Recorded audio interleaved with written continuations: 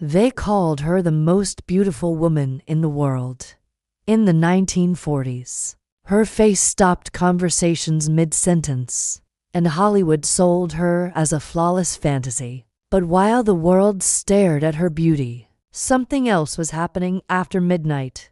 When the cameras shut off, Hedy Lamarr wasn't at parties. She was at her table, surrounded by blueprints. While America dreamed of her, she was dreaming of radio frequencies and how to stop a war. The same woman dismissed as just a pretty face was quietly solving problems that stumped military engineers. She was a Jewish refugee who escaped fascism, a brilliant mind hidden in plain sight. But Hollywood told her to smile, not think, to pose, not question. When she offered a revolutionary invention to help the war effort, they laughed and told her to sell war bonds instead.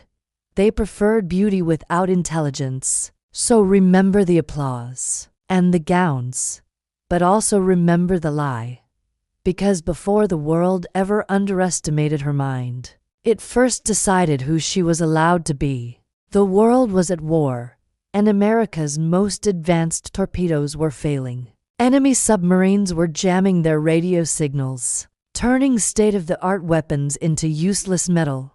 On the open seas, lives were being lost, and the military's top minds were stumped. They needed a breakthrough, and they needed it now.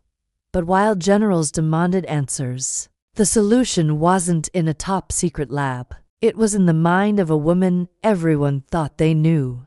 Hollywood superstar Hedy Lamarr. Famous for her beauty, she was dismissed as just a pretty face. But Hedy was also a refugee who had escaped the clutches of European fascism and a brilliant, self-taught inventor. She saw a way to solve the torpedo problem, an idea inspired by the mechanics of a player piano. Her concept, frequency hopping, was revolutionary. But in a world where intelligence had a dress code, would anyone listen to the most beautiful woman in the world? Hollywood called itself a dream factory, but for women like Hedy Lamarr, it was a cage of beauty. Be beautiful to be quiet. Be grateful. That was the contract. Studio bosses and gossip columns flattened her into a spectacle, branding her as a face, not a mind. Her intelligence wasn't hated. It just had no use in a system that valued her only for what she looked like. This wasn't new.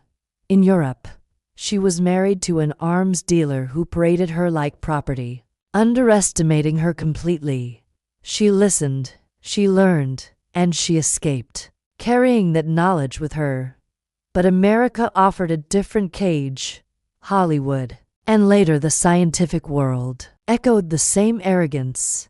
Her ideas were dismissed because they came from the wrong mouth. This is how genius gets erased, not with open cruelty, but with quiet assumptions.